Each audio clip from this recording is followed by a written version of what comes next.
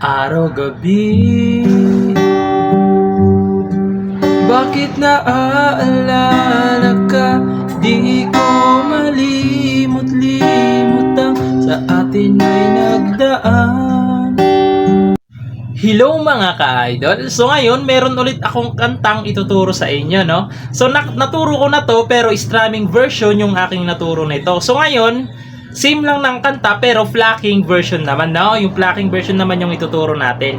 So yung title pala nitong kanta ay yung Muli by Rodel Nabal. So flocking tong ituturo ko ngayon. So doon muna tayo sa flocking pattern, okay? Sa flocking pattern nito, hanggang matapos na yung kanta, okay? Hanggang matapos na. So ganito lang muna yung flocking niya sa pangkabuuhang kanta. 3, ayan, 3, third string, 3, tapos sabay yung 2 tsaka 1, tapos 3 ulit.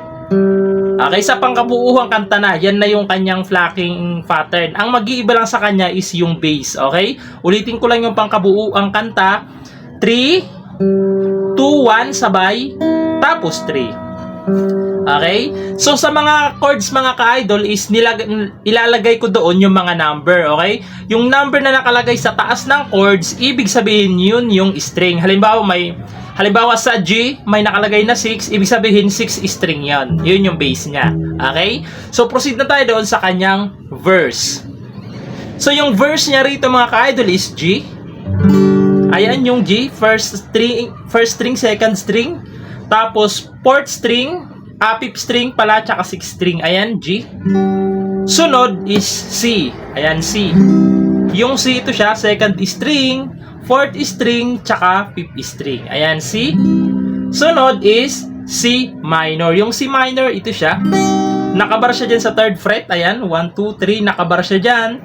Dito naman sa fourth ay second string. Dito naman sa fifth ay fourth string, tsaka third string. Ayan yung C minor.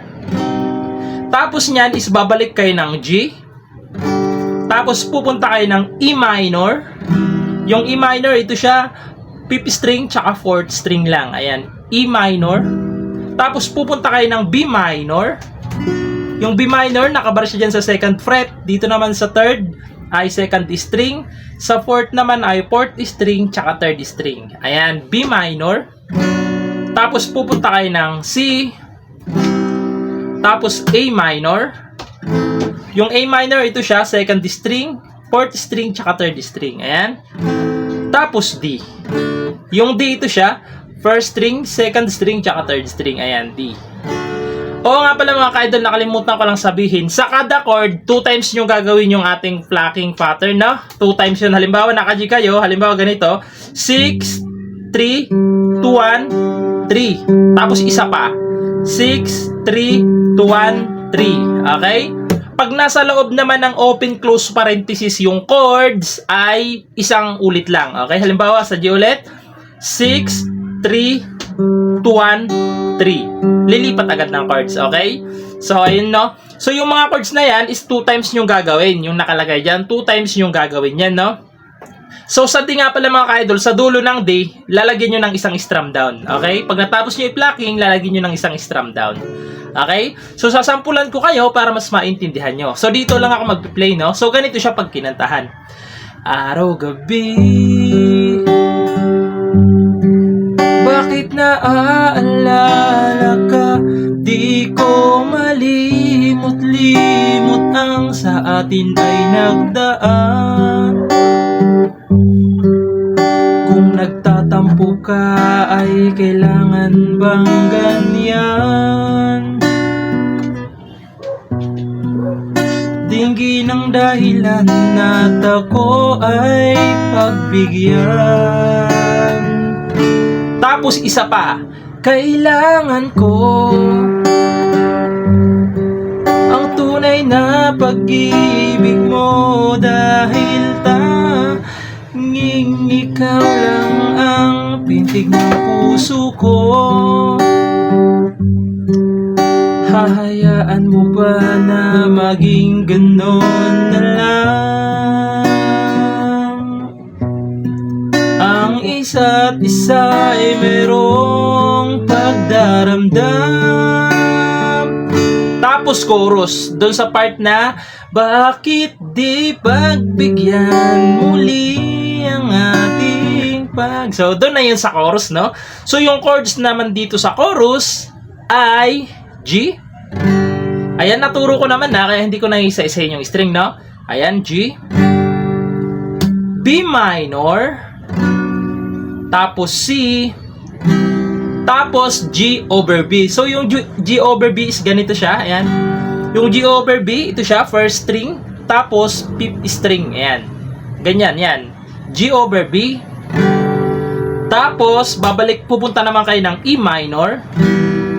Tapos, B minor. Tapos, A minor pala. A minor. Tapos, D.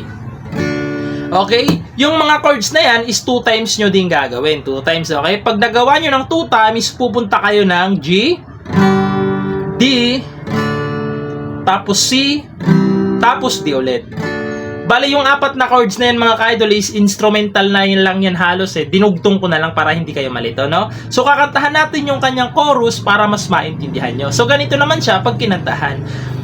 Bakit di pagbigyan muli ang ating pagmamahalan? Kung mawawala ay di ba't sayang naman? Lumipas natin tila ba kailan lang? Kung nagkamali sa'yo, patawad ang pagsamo ko. Tayo natulitin ng pag-ibig natin. Muling ikaw lang at ako.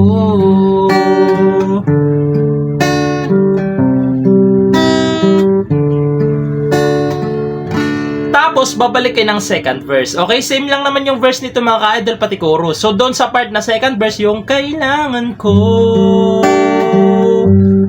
ang tunay na pag-ibig mo dahil tanging... So, same lang yun mga ka-idol, no? So, ayun lang. Sana nagustuhan niyo yung video natin ngayon. Ayun lang. Bye-bye!